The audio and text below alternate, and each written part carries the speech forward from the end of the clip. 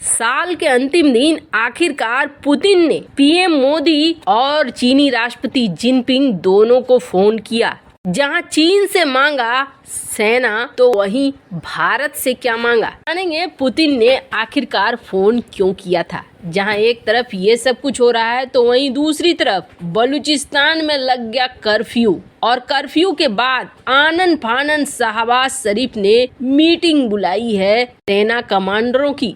आखिर बलूचिस्तान में क्या खेल हो गया है, जानेंगे क्या कुछ चल रहा है जियोपॉलिटिक्स में। आइए जानते हैं इन खबरों को विस्तार से। रूस यूक्रेन की लड़ाई अभी चलेगी और लंबी चलेगी, ये तो देखने को समझ में आ गया है। और इस लड़ाई में अब रूस को बड़ा बनता हुआ दिख रहा है पूरा का पूरा सीन। पिछली बार जब राष्ट्रपति पुतिन ने परमाणु हथियारों के इस्तेमाल की बात की थी, तो दुनिया भर के देश इसके खिलाफ में आ गए थे, और वहीं कथित तौर पर चाइना और भारत ने भी राष्ट्रपति पुतिन को यही सलाह दी थी कि इस दिशा में आगे बढ़ना बिल्कुल भी सही नहीं होगा। और उसके बाद अमेरिका ने इस बात को स्वीकार किया था कि हाँ, पीएम मोदी के राष्ट्रपति पुतिन से बातचीत करने के बाद ऐसा लगता नहीं है कि अब ये हमला होगा, परमाणु हमला नहीं होगा, परमाणु हथियारों का इस्तेमाल करने से रूस बचेगा। इस बात का खुलासा खुद CIA के चीफ ने किया था। इसमें CIA के चीफ ने ये कहा था कि इस युद्ध में परमाणु हथियारों का इस्तेमाल न हो, इसके लिए पीएम मोदी ने कोशिश की थी और वो कोशिश रंग लाई। पर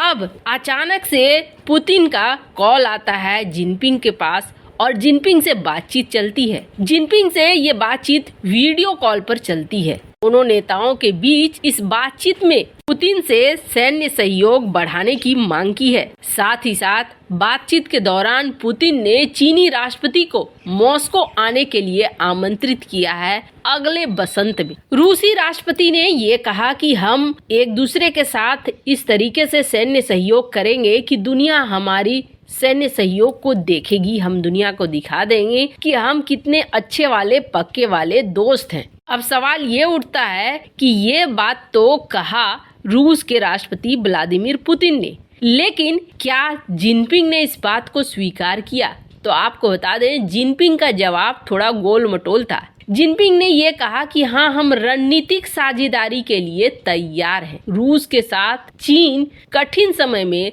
रणनीतिक सहयोग को तैयार है। चीन ऐसा कोई सगा नहीं है जिसे चीन ने ठगा नहीं है। ऐसे में ये जो जवाब है ये काफी गोल मटोल है। पर खैर, चीन को जब जरूरत होगी अमेरिका के खिलाफ रूस का, तो वो जरूर इसका इस्तेमाल कर लेगा। वहीं राष्ट्रपति पुतिन ने भारत के पीएम को भी फोन किया और भारत के पीएम से भी बातचीत की। भारत में होने वाली है G20 की बैठक, और वैसे आपको बता दें G20 मतलब दुनिया का 85% GDP एक साथ आकर खड़ा हो जाता है। G20 के देश अगर एक मत हो जाएं तो जो चाहेंगे वही करेंगे। इस G20 में भी SCO जो बड़ी जनसंख्या वाला देश है, SCO में चीन, भारत, कजाकिस्तान, किर्गिस्तान, रूस, तजाकिस्तान, पाकिस्तान, उज्बेकिस्तान शामिल है। इसे यूरेशिया कहा जाता है। यूरेशिया का 60% क्षेत्र, दुनिया की 40% आबादी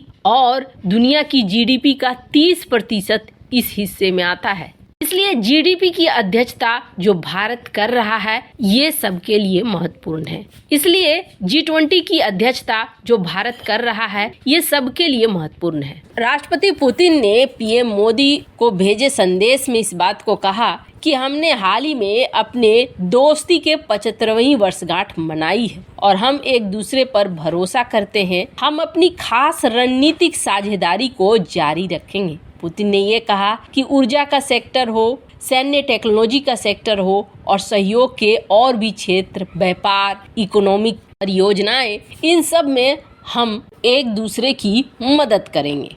यहाँ पुतिन ने एक बात और कही। उन्होंने कहा कि मुझे विश्वास है कि भारत की हाल में शुरू हुई SCO और G20 की अध्यक्षता एशिया में और पूरी दुनिया में स्थिरता लाएगी, सुरक्षा को मजबूत करने के हित में होगी और सभी को लाभ पहुंचाएगी। भारत और रूस के लिए नए अवसर खोलेगी। ये बात तो जरूर है कि इस G20 की मीटिंग को एक बहुत बड़े अवसर के रूप में देख रहा है भारत। ये G20 का मीटिंग कई क्षेत्रों को खोलेगा, ये तो निश्चित है। खैर, जहाँ एक तरफ ये सब कुछ हो रहा है तो वहीं दूसरी तरफ पाकिस्तान का काउंटडाउन शुरू हो चुका है। पाकिस्तान में एक तरफ तो दिवालिया होने का और दूसरा टूटने का पूरा सिलसिला शुरू हो गया है। सबसे पहले तो जिसमें पाकिस्तान से नाराज हो गया चाइना, क्योंकि इधर लगातार आतंकी हमले हो रहे हैं और इस आतंकी हमले की वजह से चाइना को जहां इकोनॉमिक कॉरिडोर सीपेक पे नुकसान हो रहा है, तो वहीं दूसरी तरफ चाइना के नागरिकों के लिए भी समस्याएं बढ़ रही है।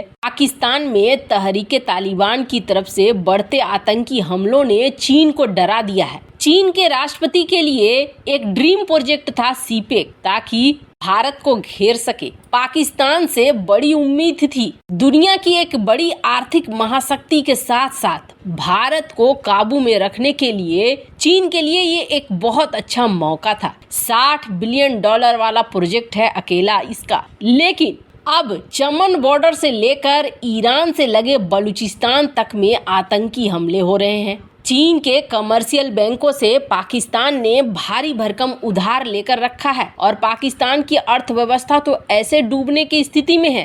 अब पाकिस्तान में जो चीनी राजदूत हैं, उन्होंने ये झटके देखते हुए सीधे प्रधानमंत्री शहबाज शरीफ के करीबी सैयद तारिक फातिमी को बुलाया और फातिमी को बुलाकर ये कहा कि आप सीपीसी में आगे बढ़ाओ काम, नहीं तो बहुत मुश्किल हो जाएगी। खास तौर पर आपको बता दें, आधिकारिक तौर पर तो ये कहा गया कि जो चल रहा है उसको ठीक करो। लेकिन इस ठीक के बदले में पाकिस्तान ने क्या किया? पाकिस्तान ने बलूचिस्तान में लगा दिया है कर्फ्यू। पाकिस्तान के बलूचिस्तान में इस हफ्ते प्रदर्शनकारियों और पुलिस के बीच हिंसक लड़ाई शुरू हो गई। प्रदर्शन तो वहाँ काफी समय से चल रहा है, पर अब तक शांति था। लेकिन अब ग्वादर से जैसे जैसे कहा गया सारे चीनी नागरिक यहाँ से निकल लो, नहीं तो हम तुम्हारे साथ अच्छा नहीं करेंगे, वैसे ही स्थितियाँ बिगड़ने लगी। अब यहाँ गोलियां भी चलने लगी है। कथित तौर पर पुलिस कर्मी भी मारे जा रहे हैं, तो वहीं बलूचिस्तान कर्मियों को भी निशाना में लाया जा रहा है। अब यहाँ कर्फ्यू लगाकर शहबाज शरीफ ने तुरंत से सैन्य कमांडरों की मीटिंग बुलाई है कि आखिर चाइना के इस गुस्से से कैसे बचा जाए। हालांकि कर्फ्यू लगाने से ऐसा नहीं है कि स्थिति काबू में आ जाएगा, स्थिति यहाँ पर और भी बिगड़ेगा। वैसे इन सब मामले में आपकी क्या राय है, कमेंट कर जरूर बताएं।